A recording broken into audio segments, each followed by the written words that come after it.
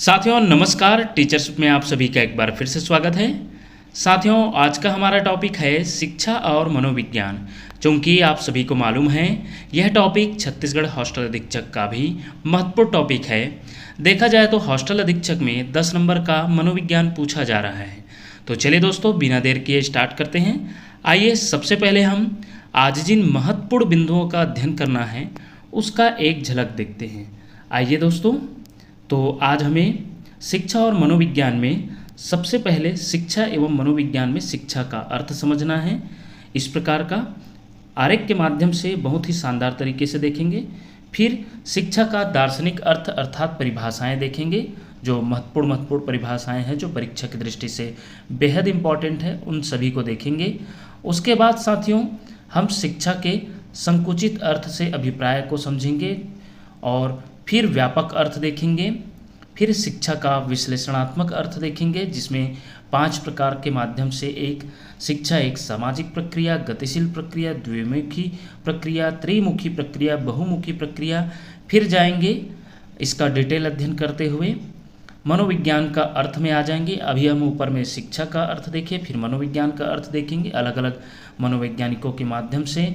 और साथ ही साथ जो मनोविज्ञान के ऐतिहासिक परिदृश्य है उसको 4 अवस्थाओं में बांटा गया है: आत्मा का अध्ययन, मन का अध्ययन, चेतना का अध्ययन, व्यवहार का अध्ययन। ये सभी को साथियों आत्मा का अध्ययन को भी हम ट्रिक के माध्यम से जानेंगे कि ट्रिक के माध्यम से कैसे हम याद रख सकते हैं इनके जो समर्थक है उनको। और उसी प्रकार मस्तिष्क के विज्ञान, चेतना का विज्ञान, व्यवहार का विज्ञान, इस प्रकार के इन सभी को हम ट्रिक के माध्यम से समझेंगे। फिर मनोविज्ञान का परिभाषाएं देखेंगे। इस प्रकार साथियों मनोविज्ञान का एक जो विकास हुआ है वो उसको एक दृष्टि में देखते हुए इस प्रकार हम शिक्षा और मनोविज्ञान का जो महत्वपूर्ण टॉपिक है उसे कवर करेंगे। उसके बाद हम इसका MCQ भी देखेंगे इसके नेक्स्ट पार्ट में। तो चलिए दोस्तों शुरू से हम देखते हैं। तो चलिए दोस्तों अभी जो झलक देखे हैं उसका पूरा डिटेल अध्ययन करते हैं। डिटेल अध्ययन करने से पहले जो आपकी स्क्रीन में कुछ महत्वपूर्ण बिंदु दिख रहे हैं उसे भी समझते हैं। शिक्षा शब्द की उत्पत्ति शिक्ष धातु से हुई है, याद रखिएगा, ये पूछा जाता है।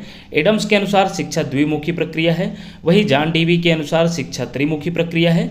और कैसे द्विमुखी और त्रिमुखी प्रक्रिया है आगे हम इसका डिटेल देखने वाले भी हैं, क्योंकि परीक्षा में देखने को मिला है कि लगातार ऐसे पूछा जाता है कि किसके अनुसार शिक्षा द्विमुखी प्रक्रिया है या किसके अनुसार शिक्षा त्रिमुखी प्रक्रिया है। उसके लिए यह प्रमुख बिंदु है। वही आउटलाइन साइकोलॉजी के लेखक जो है मैकडुगल जी है, और यह आउटलाइन जो साइकोलॉजी है प्रमुख बुक है, याद रखिएगा। प्रमुख इसलिए है साथियों क्योंकि इसी बुक में जो है मनोविज्ञान को चेतना का विज्ञान मानने वाले मनोवैज्ञानिकों का आलोचना किया गया है इस बुक में मैकडुगल जी ने। तो याद रखिएगा इसलिए यह बुक और भी ज़्यादा इम्पॉर्टेंट है। वही अब देखा जाए मनोविज्ञान को आत्मा का विज्ञान माने हैं तो उनके समर्थक है अरस्तु, प्लेटो, डेकार्टे। मन का विज्ञान मानने वाले पाम्पोनाजी, लॉक, बर्कले हैं। चेतना का विज्ञान मानने वाले विलियम वुंट, जेम्स और सिल्ली हैं। और वही व्यवहार का विज्ञान मानने वाले हैं वाटसन, स्किनर और वुडवर्थ। और भी कुछ मनोवैज्ञानिक है, उसे हम इसका पूरा डिटेल आगे हम जानकारी देखने वाले हैं। चलिए दोस्तों अब हम आगे बढ़ते हैं। तो शिक्षा एवं मनोविज्ञान में सबसे पहले हम शिक्षा का अर्थ समझने वाले हैं।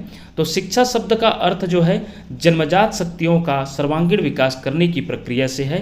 याद रखिएगा साथियों कि शिक्षा शब्द का अर्थ जो है जन्मजात शक्तियों का सर्वांगीण विकास करने की प्रक्रिया से है, याद रखिएगा। अब हम शिक्षा का शाब्दिक अर्थ देखेंगे।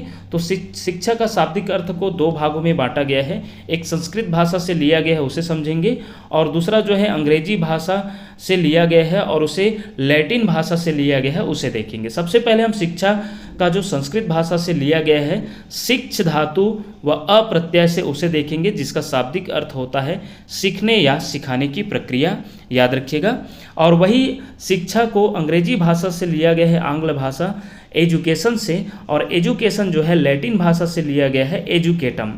और एजुकेटम जो है 2 भागों से मिलकर बनाया गया है ई और ड्यूको, याद रखिएगा। ई का अर्थ होता है इंटर या अंदर, और वही ड्यूको का अर्थ होता है आगे बढ़ाना, अर्थात अंदर से आगे बढ़ाने की प्रक्रिया जो है शिक्षा कहलाता है, या फिर बालक की आंतरिक अथवा जन्मजात शक्तियों को बाहर की ओर प्रकट करने या विकसित करने की प्रक्रिया जो है शिक्षा कहलाती है। इस प्रकार ये रहा आरेख के माध्यम से उसका शाब्दिक अर्थ, शिक्षा का शाब्दिक अर्थ। अब हम देखेंगे कुछ महत्वपूर्ण बिंदुओं के माध्यम से इसी को समझते हैं। शिक्षा शब्द अंग्रेजी भाषा के एजुकेशन शब्द का पर्याय है। एजुकेशन शब्द की उत्पत्ति लैटिन भाषा के निम्न शब्दों से हुई है। और कौन कौन से हुई है? एजुकेटम, एजुसियर और एजुकेयर। ये 3 शब्दों से ही, लैटिन शब्दों से ही आया है, लैटिन भाषा से आया है, जिसमें देखा जाए तो बहुत से बुक में इन तीनों का अलग अलग अर्थ बताया गया है और कुछ बुक में एजुकेटम का ही ये दोनों जो है भाग बताया गया है। आइए उसे देखते हैं। एजुकेटम शब्द जो है ई और ड्यूको से मिलकर बना है, जिसका अर्थ अभी हम आरेख के माध्यम से समझे भी हैं। तो एजुकेटम का अर्थ होता है, एजुकेटम का जो 3 यहाँ पर बनाया गया है, याद रखिएगा, एजुकेटम, एजुसियर और एजुकेयर, इन तीनों का अलग अलग अर्थ समझते हैं। एजुकेटम का अगर पूछा जाता है तो शिक्षित या प्रशिक्षित करना होता है, याद रखिएगा। और वही एजुकेयर का बात होगा तो इसका अर्थ होता है पालन पोषण करना या विकसित करना को संदर्भित करता है, जबकि एजुसियर शब्द का अर्थ होता है प्रकट करना या बाहर निकालना। इस प्रकार ये तीनों जो शब्द है उसका जो अलग अलग अर्थ है उसे समझें। और कुछ अन्य लोग ऐसे मानते हैं कि जो दूसरे शब्द है एजुसियर और एजुकेयर, उसे एजुकेटम से ही उत्पन्न माना गया है, उसी का ही 2 घटक है, ऐसा बताया भी गया है। इस प्रकार साथियों हमने जो है इसके माध्यम से हमने शिक्षा का जो है शाब्दिक अर्थ उसे समझा। अब हम देखने वाले हैं शिक्षा का दार्शनिक अर्थ, अर्थात जो महत्वपूर्ण मनोवैज्ञानिक हैं उनके द्वारा जो शिक्षा पर अपने विचार रखे हैं, अपनी महत्वपूर्ण परिभाषाएं दिए हैं, उसे हम देखते हैं। सबसे पहले हम राष्ट्रपिता महात्मा गांधी जी के अनुसार जो महत्वपूर्ण परिभाषा दिए हैं, ये बहुत बार पूछा भी गया है, निश्चित रूप से आप जानते भी होंगे।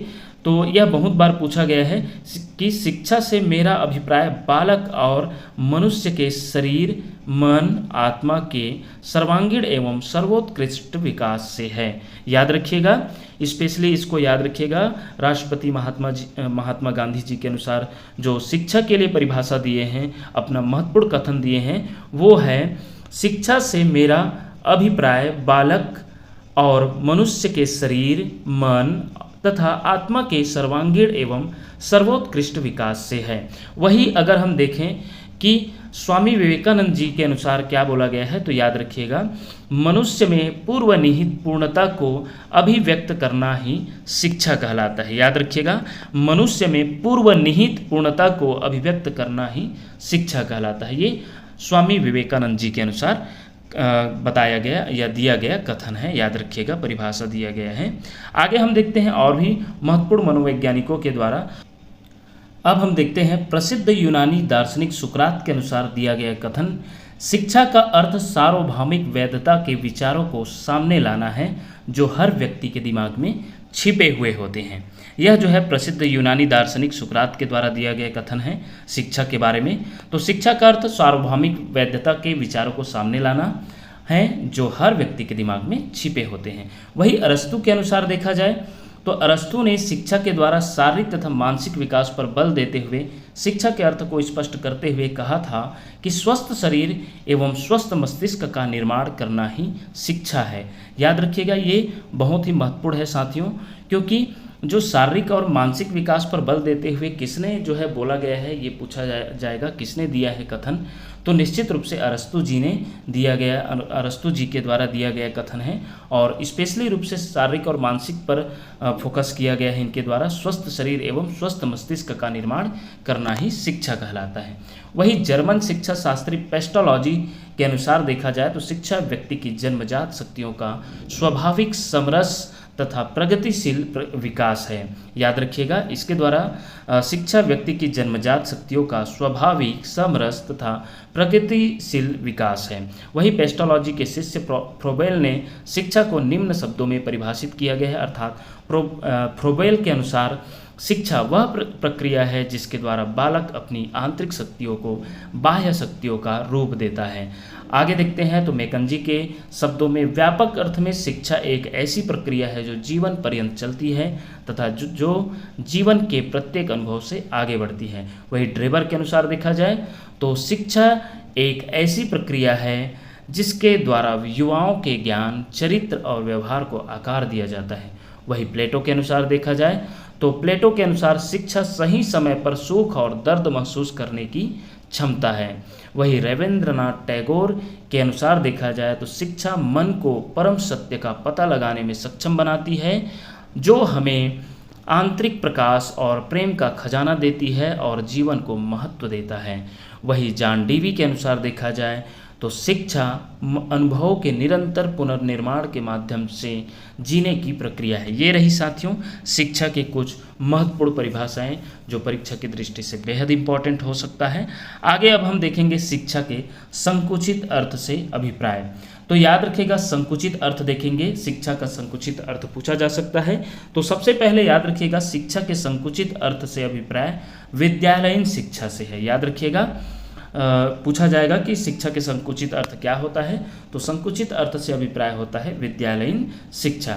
विद्यालय में प्रदान की जाने वाली शिक्षा जिसमें सब कुछ पूर्व निर्धारित होता है वह शिक्षा संकुचित शिक्षा कहलाती है। याद रखिएगा जिसमें सब कुछ पूर्व निर्धारित होती है वो संकुचित शिक्षा कहलाती है। जैसे इसमें पाठ्यक्रम पूर्व निर्धारित होता है, निश्चित शिक्षण विधियाँ होती है, पाठ्य पुस्तकों की निश्चितता और बहुलता होती है और इसमें शिक्षकों का स्थान प्रमुख होता है। याद रखिएगा इसलिए इसे संकुचित बोला गया है।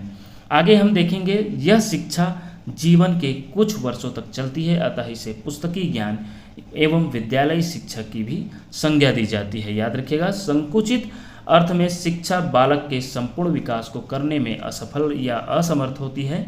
इस शिक्षा का उद्देश्य निश्चित समय व निश्चित स्थान पर चलने वाले शैक्षिक प्रक्रिया से है।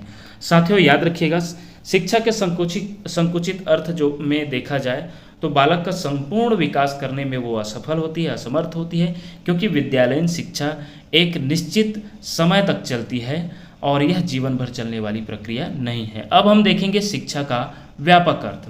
तो शिक्षा के व्यापक अर्थ में जो हम सीखते हैं या अर्जित करते हैं, यह जो है शिक्षा का व्यापक अर्थ से तात्पर्य है जो हम सीखते हैं या अर्जित करते हैं। आगे देखते हैं व्यक्ति जन्म से लेकर मृत्यु पर्यंत कुछ न कुछ सीखता रहता है, अर्थात शिक्षा जीवन पर्यंत चलने वाली प्रक्रिया है। अर्थात ऐसी शिक्षा किसी विशेष व्यक्ति, समय, स्थान अथवा देश तक सीमित नहीं रहती, अपितु जिसके भी संपर्क में आकर बालक जो कुछ भी सीखता है वह शिक्षा के अंतर्गत आता है। बालक जन्म लेता है तो वह असहाय होता है, उसी अवस्था से ही उसकी सीखने की प्रक्रिया शुरू हो जाती है। याद रखिएगा बालक जन्म लेने के साथ ही जो है कुछ न कुछ सीखने की प्रक्रिया भी शुरू हो जाती है। व्यक्ति सजीव, निर्जीव, जीव जंतु, पौधे, पुष्प आदि सभी से कुछ न कुछ सीखता है तथा यह प्रक्रिया जीवन पर्यंत चलती रहती है। तो याद रखिएगा शिक्षा का जो व्यापक अर्थ है उसको हम ऐसे समझ सकते हैं, हम जो है कहीं भी सीखते रहते हैं, कुछ भी स्थिति हो या कोई भी व्यक्ति या सजीव या निर्जीव वस्तुएं किसी से भी हम सीख सकते हैं। यह प्रक्रिया उसके व्यापक अर्थ को दर्शाती है। याद रखिएगा बालक जिन व्यक्तियों व वस्तुओं के संपर्क में आता है वह उनके शिक्षक कहलाते हैं। जैसे कि अगर हम पत्थर से भी कुछ सीख रहे हैं तो वह भी हमारा शिक्षक कहलाता है, क्योंकि पत्थर से हम मान लो हम बिना देखे चल रहे हैं, सामने पत्थर को नहीं देख रहे हैं, जैसे कि आजकल होता है कि मोबाइल चलाते चलाते हम आगे बढ़ते रहते हैं, जाके पत्थर में टकराते हैं, तो उससे भी हमें यह शिक्षा मिलती है कि हमें सामने देख के चलना चाहिए। तो हम पत्थर को भी एक शिक्षक के रूप में देख सकते हैं इस व्यापक अर्थ के अनुसार। उसके जीवन भर के संपूर्ण अनुभव जो उसे सिखाते हैं वह भी शिक्षा ही है। अब हम देखेंगे शिक्षा का विश्लेषणात्मक अर्थ, एनालिटिकल मीनिंग ऑफ एजुकेशन, जिसमें कुछ महत्वपूर्ण बिंदुओं पर हम बात करेंगे। शिक्षा जो है, शिक्षा का विश्लेषणात्मक अर्थ में शिक्षा एक सामाजिक प्रक्रिया के रूप में देखा जाता है, एक गतिशील प्रक्रिया के रूप में देखा जाता है, शिक्षा एक द्विमुखी प्रक्रिया के रूप में देखा जाता है, शिक्षा एक त्रिमुखी प्रक्रिया के रूप में, और शिक्षा एक बहुमुखी प्रक्रिया के रूप में देखा जाता है। यह है शिक्षा का विश्लेषणात्मक अर्थ, जिसमें जो है प्रमुख बिंदु जैसे कि शिक्षा एक द्विमुखी प्रक्रिया है, शिक्षा एक त्रिमुखी प्रक्रिया है, शिक्षा एक बहुमुखी प्रक्रिया है, इसे हम बहुत ही शानदार तरीके से समझेंगे। चूंकि आप सामाजिक प्रक्रिया है उसे भली भांति जानते हैं कि शिक्षा जो है हम समाज में रहकर बहुत सी बातें को सीखते हैं तो सामाजिक प्रक्रिया हो जाती है, और शिक्षा गतिशील प्रक्रिया इसलिए है क्योंकि हम जीवन पर्यंत सीखते रहते हैं, इसलिए यह गतिशील रहती है, डायनेमिक प्रोसेस है। याद रखिएगा। अब हम देखेंगे शिक्षा एक द्विमुखी प्रक्रिया कैसे है। तो तो शिक्षा एक द्विमुखी प्रक्रिया जो है बताया गया है। Education as a bipolar process. John Adams के अनुसार शिक्षा एक द्विमुखी प्रक्रिया है जिसमें एक व्यक्तित्व दूसरे व्यक्तित्व को प्रभावित करता है जिससे उसके व्यवहार में परिवर्तन हो सके। जॉन एडम्स ने शिक्षा को द्विमुखी प्रक्रिया कहा है। इनके अनुसार शिक्षा के दो पक्ष होते हैं। प्रथम जो प्रभावित करता है शिक्षक, और द्वितीय देखा जाए तो वह जो प्रभावित होता है शिक्षार्थी। अर्थात इस आरेख के माध्यम से देख सकते हैं शिक्षक के दो ध्रुव होते हैं, शिक्षक व शिक्षार्थी। ये जॉन एडम्स के द्वारा बताया गया है कि दो ध्रुव होते हैं शिक्षक और शिक्षार्थी, जो एक होता है प्रभावित करने वाला और एक होता है प्रभावित होने वाला। तो याद रखिएगा, प्रभावित करने वाले को शिक्षक कहा गया है और प्रभावित होने वाले को शिक्षार्थी कहा गया है। तो यह जो है जॉन एडम्स के द्वारा बताया गया है। बहुत बार पूछा जा चुका है साथियों, क्योंकि हम जब इसके नेक्स्ट पार्ट में इन सभी का एमसीक्यू करेंगे तो उसमें देख सकते हैं कि कहाँ कब कब एग्जाम में पूछा गया है कि शिक्षक का दो ध्रुव या शिक्षा एक द्विमुखी प्रक्रिया किसके द्वारा कहा गया है। तो याद रखिएगा जॉन एडम्स के द्वारा। अब हम देखते हैं शिक्षा एक द्विमुखी प्रक्रिया है।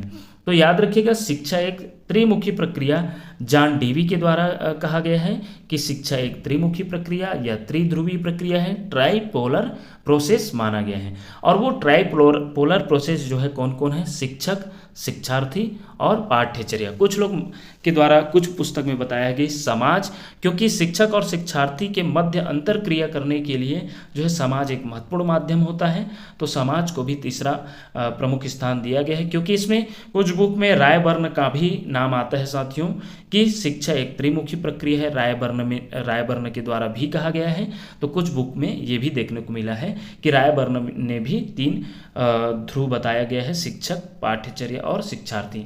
तो आइए देखते हैं, जॉन डेवी ने एडम्स द्वारा प्रतिपादित द्विमुखी प्रक्रिया का खंडन करते हुए कहा कि शिक्षा की द्विमुखी प्रक्रिया में शिक्षक एवं बालक को ही महत्व प्रदान किया गया है, जबकि इस प्रक्रिया में पाठ्यचर्या भी महत्वपूर्ण है। क्योंकि जो है द्विमुखी प्रक्रिया में शिक्षक और बालक को ही महत्वपूर्ण बताया गया था, जबकि त्रिमुखी प्रक्रिया में, त्रिध्रुवी प्रक्रिया में तीन जो है महत्वपूर्ण बिंदु होते हैं, शिक्षक, शिक्षार्थी और पाठ्यचर्या।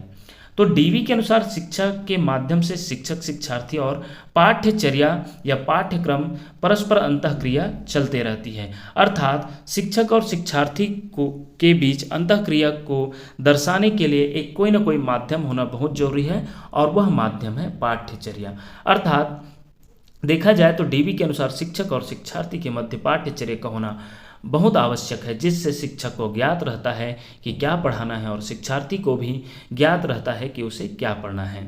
अतः कहा जा सकता है कि पाठ्यचर्या शिक्षक, शिक्षार्थी दोनों के मध्य की एक कड़ी है।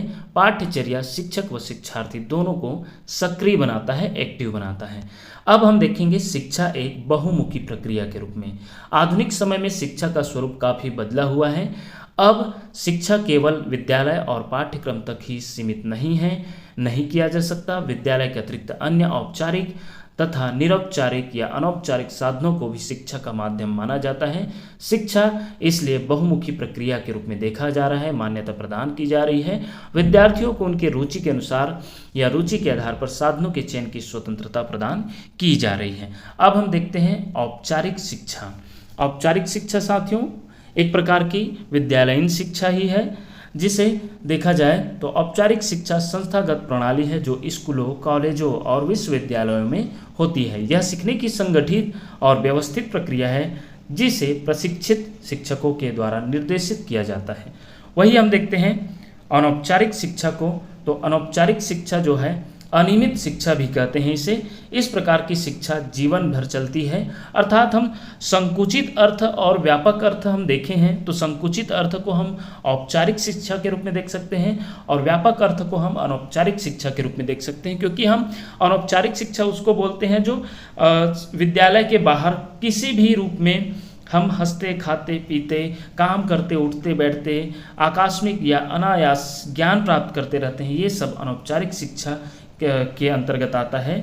अपने माँ बाप, मित्र, भाई बहन, पड़ोसी, समाज, अन्य व्यक्ति जिनसे भी बालक परिचय होता है वह सबसे ज्ञान की बात ग्रहण करता है। यही अनौपचारिक शिक्षा है या निरौपचारिक शिक्षा है, याद रखिएगा। आगे हम बढ़ते हैं, मनोविज्ञान का अर्थ देखते हैं। तो मनोविज्ञान का अर्थ जो है साथियों, मनोविज्ञान का शाब्दिक अर्थ होता है मन का विज्ञान। मनोविज्ञान शब्द अंग्रेजी शब्द का साइकोलॉजी से आया है। अर्थात साथियों अभी हमने शिक्षा का अर्थ समझे, ऊपर में पूरा शिक्षा का जितने भी पहलू है उसे हमने देखा। अब हम दूसरा पार्ट है जो मनोविज्ञान, क्योंकि हमारा टॉपिक जो आज की वीडियो का टॉपिक है शिक्षा और मनोविज्ञान, उसमें शिक्षा और मनोविज्ञान दोनों को देखना है। अब हम मनोविज्ञान को देख रहे हैं जिसका शाब्दिक अर्थ होता है मन का विज्ञान, और मनोवैज्ञानिक अंग्रेजी शब्द से लिया गया है जो साइकोलॉजी से बना है, उसे हम इन आरेखों के माध्यम से भी समझते हैं। तो मनोविज्ञान जो है आंग्ल भाषा, अंग्रेजी भाषा, साइकोलॉजी से आया है, और यह जो है यूनानी भाषा से लिया गया है। साइकी अथवा साइकी प्लस लोगोस 2 शब्दों से मिलकर बना है, याद रखिएगा। साइकोलॉजी जो है 2 शब्दों से मिलकर बना है, साइकी प्लस लोगोस। साइकी का अर्थ होता है आत्मा और लोगोस का अर्थ होता है, लोगस का अर्थ होता है अध्ययन। अर्थात शाब्दिक भाषा देखा जाए तो आत्मा का अध्ययन होता है इसके अनुसार, और वही शाब्दिक अर्थ देखा जाए तो मन का विज्ञान भी कहा गया है। आइए हम इनका तो हम शाब्दिक अर्थ देखें, लेकिन अलग अलग ये चरण दर चरण मनोविज्ञान का जो अर्थ है वो बदलते गया है। सबसे पूर्व अवस्था में जो है मनोविज्ञान के ऐतिहासिक परिदृश्य में देखते हैं तो प्रथम अवस्था में जो है देखा जाए तो मनोविज्ञान को आत्मा का अध्ययन या आत्मा का विज्ञान माना गया था। फिर द्वितीय अवस्था में मन का अध्ययन माना गया या मस्तिष्क का अध्ययन माना गया या मस्तिष्क का विज्ञान माना गया। तृतीय अवस्था में चेतना का अध्ययन या चेतना का विज्ञान माना गया, और चतुर्थ अवस्था में व्यवहार का अध्ययन या व्यवहार का विज्ञान माना गया है। इन सभी चरणों में याद रखिएगा 4 चरणों में जो बांटा गया है मनोविज्ञान के ऐतिहासिक परिदृश्य को, उसमें देखा जाए साथियों कि चारों चरणों में अलग अलग मनोवैज्ञानिकों की अपनी अपनी धारणा है जो एक दूसरे को गलत बताते हुए आगे बढ़ा गया है। फिर लास्ट में व्यवहार का अध्ययन ही प्रमुख रूप से माना गया है। आइए हम ट्रिक के माध्यम से समझते हैं कि ट्रिक जो है आम चेतना को त्याग कर व्यवहार को अपनाया। जो ब्लू कलर में दिखाई दे रहा है वो ट्रिक है साथियों, याद रखिएगा।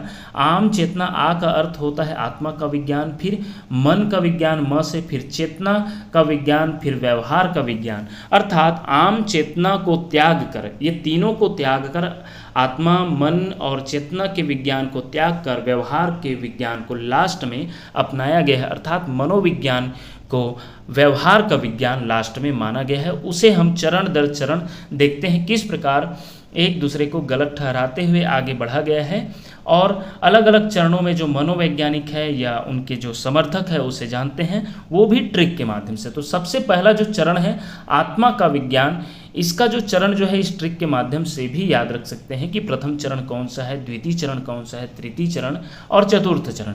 तो प्रथम चरण आत्मा का विज्ञान, द्वितीय चरण मस्तिष्क का विज्ञान, तृतीय चरण चेतना का विज्ञान और चतुर्थ चरण है व्यवहार का विज्ञान। सबसे पहले देखते हैं मनोविज्ञान आत्मा का विज्ञान के रूप में। तो इनके जो समर्थक है और इनका जो समय है सबसे पहला आया है, पहला चरण है तो 16वीं शताब्दी में ही इन मनोवैज्ञानिकों के द्वारा जो है इसको डिफाइन किया गया था मनोविज्ञान को। प्लेटो, अरस्तु और डेकार्टे के अनुसार जो है मनोविज्ञान को आत्मा का अध्ययन या आत्मा का विज्ञान माने हैं। इनके जो है ये तीनों समर्थक है, याद रखिएगा, बहुत ही इंपॉर्टेंट है साथियों, इसे याद रख सकते हैं इस ट्रिक के माध्यम से। यूनानी आत्मा से अ पढ़े, तो यूनानी होता है, ये सभी यूनानी दार्शनिक है, याद रखिएगा। प्लेटो, अरस्तु और डेकार्टे ये जो है यूनानी दार्शनिक है। वही आत्मा का विज्ञान माने हैं, तो आत्मा का विज्ञान इन सभी ने आत्मा का विज्ञान माने हैं मनोविज्ञान को। और कौन कौन से हैं? अ से अरस्तु, प से प्लेटो और डे आया है उसको डे पढ़ सकते हैं, तो डे से डेकार्टे। तो इस प्रकार इस ट्रिक के माध्यम से जो आत्मा का विज्ञान माने हैं उनके समर्थक जो है उसको याद रख सकते हैं। आगे हम देखते हैं मनोविज्ञान को मस्तिष्क का विज्ञान या मन का विज्ञान माना गया है। वो इसका समय है 17वीं शताब्दी, और इनके जो समर्थक है, जो मुखिया समर्थक है वो पाम्पोनाजी है, लेकिन इनके कुछ साथी भी थे, जैसे कि पलक की बाई मस्ती में, याद रखिएगा। तो प से होता है पाम्पोलाजी, लक से होता है लॉक, लॉक याद रखिएगा, बा से होता है बर्कले, ई से होता है, ये सभी इटली के हैं, और मस्ती मतलब मस्तिष्क का विज्ञान माने हैं। इस प्रकार साथियों पलक की बाई मस्ती में, तो मे का अर्थ जो है इंग्लिश में इसलिए रखा गया है क्योंकि इसका जो है इस ट्रिक में स्थान नहीं है। तो पलक की बाई मस्ती में, इस ट्रिक के माध्यम से आप मनोविज्ञान को मस्तिष्क का या मन का विज्ञान माने हैं उनके समर्थक को जान सकते हैं, याद रख सकते हैं। अब हम आगे देखते हैं, चेतना का विज्ञान माना गया है मनोविज्ञान को। 19वीं शताब्दी की बात है, याद रखिएगा। पहला चरण 16वीं, दूसरा चरण 17वीं शताब्दी की बात हुई है, और तीसरा जो चरण है वो 19वीं आ गई है। 18वीं शताब्दी में जो है ब्लैंक रखना, याद रखिएगा। अगर चरण दर चरण याद रखेंगे तो उसमें जो है मिस्टेक भी हो सकता है कि तीसरा चरण अर्थात 18वीं, ऐसा नहीं है कि तीसरा चरण जो है 19वीं शताब्दी है। और वही चेतना, इसका ट्रिक के माध्यम से इनके समर्थकों को याद रखना है। तो चेतना को विलियम ने सजवाई। चेतना जो है इन सभी ने चेतना का विज्ञान माना है। विलियम से विलियम वुंट है, स से सल्ली है जेम्स सल्ली, और ज से विलियम जेम्स है, और वाई से है वाइफ्स, याद रखिएगा। इस आरेख के माध्यम से भी देख सकते हैं। इसमें एक और नाम है एडवर्ड ब्रेडफोर्ड टीचनर, जो विलियम वुंट के शिष्य रहे हैं। तो इस प्रकार साथियों जो है ये चेतना के विज्ञान के समर्थक, और इसके जो समर्थक है मुखिया जो है विलियम वुंट है, इसलिए इनको हम पहले फर्स्ट में रखा गया है विलियम वुंट, जो कि याद रखिएगा साथियों सर्वप्रथम जो मनोविज्ञान शाला खोलने वाले, प्रयोगशाला खोलने वाले भी विलियम वुंट हैं, तो इसको भी याद रखिएगा। आगे बढ़ते हैं, मनोविज्ञान व्यवहार का विज्ञान है, इसे मानने वाले कौन कौन हैं और कौन से समय हुआ, तो 20वीं शताब्दी की बात है। और ट्रिक के माध्यम से देखें तो सीवा का मन व्यवहार में वुड, तो सी से आप समझिएगा स्किनर, वा से वाटसन, का से क्रो व क्रो, म से मनोवैज्ञानिक का नाम ही है। व्यवहार, इन सभी ने व्यवहार का विज्ञान माने हैं। और मे से मैकडुगल, और वुड से है वुडवर्थ, याद रखिएगा। इनका जो देखा जाए तो वाटसन जो है इसके मुखिया है। वाटसन जो है व्यवहार के बारे में ज़्यादा बताया गया है, याद रखिएगा। ये 20वीं शताब्दी की बात है, और यही जो है मनोविज्ञान को मुख्य रूप से व्यवहार का विज्ञान ही माना गया। लास्ट में सभी ऊपर का जो 3 चरण है उसे जो है नकारते गए, और लास्ट में मनोविज्ञान को व्यवहार का विज्ञान माना गया। आइए आगे हम इनके परिभाषाओं पर नज़र डालते हैं। इस प्रकार मनोविज्ञान के अर्थ में बार बार आए परिवर्तन की प्रक्रिया को वुडवर्थ अग्रवत वर्णित करते हुए लिखते हैं कि सर्वप्रथम मनोविज्ञान ने अपनी आत्मा का त्याग किया, अर्थात पहले चरण को त्याग किए, फिर इसने अपने मन का त्याग किए, दूसरे चरण को त्याग किए, दूसरा चरण मन का विज्ञान या मस्तिष्क का विज्ञान है, फिर इसने अपनी चेतना का त्याग किया, चेतना के विज्ञान को, अब यह व्यवहार की विधि को स्वीकार कर लिया, अर्थात जो लास्ट चरण है व्यवहार का विज्ञान उसे जो है स्वीकार कर लिया गया। याद रखिएगा, बहुत ही महत्वपूर्ण है जो वुडवर्थ के द्वारा बोला गया है। मनोविज्ञान की परिभाषाएं में देखते हैं। सबसे पहले वाटसन के अनुसार मनोविज्ञान व्यवहार का धनात्मक विज्ञान है। वही मैकडुगल के अनुसार देखा जाए तो मनोविज्ञान आचरण और व्यवहार का यथार्थ विज्ञान है। वही वुडवर्थ के अनुसार देखा जाए तो मनोविज्ञान वातावरण के संबंध में व्यक्तियों की क्रियाओं का वैज्ञानिक अध्ययन है। याद रखिएगा। वही क्रो के अनुसार देखा जाए तो मनोविज्ञान मानव व्यवहार और मानव संबंधों का अध्ययन है। स्किनर के अनुसार मनोविज्ञान व्यवहार और अनुभव का विज्ञान है। वही मन के अनुसार देखा जाए तो आधुनिक मनोविज्ञान का संबंध व्यवहार की मनोवैज्ञानिक खोज से है। पिल्सबरी के अनुसार देखा जाए तो मनोविज्ञान की सबसे संतोषजनक परिभाषा मानव व्यवहार के विज्ञान के रूप में की जा सकती है। इस प्रकार ये रही मनोविज्ञान की परिभाषाएं। अब हम मनोविज्ञान का जो विकास हुआ है वो एक दृष्टि से फिर से देख सकते हैं इस चार्ट के माध्यम से। सबसे पहले प्राचीन काल जो प्लेटो, अरस्तु, डेकार्टे के अनुसार मनोविज्ञान को आत्मा का विज्ञान माने। फिर मध्यकाल में पाम्पोनाजी जो समर्थक रहे मन का विज्ञान या मस्तिष्क का विज्ञान माने। फिर आधुनिक काल में वाइफ्स, जेम्स सुली, वुंड, टिचनर के द्वारा चेतना का विज्ञान माने। फिर समकालीन या इसी अभी जो चल रही है उस काल या अभी कुछ साल पहले की बात करें, 20वीं शताब्दी की बात हो तो स्किनर, पावलोव, वुडवर्थ, वाटसन के अनुसार मनोविज्ञान को व्यवहार का विज्ञान माना गया है। इस प्रकार ये रही जो है शिक्षा और मनोविज्ञान का पूरा कॉन्सेप्ट साथियों।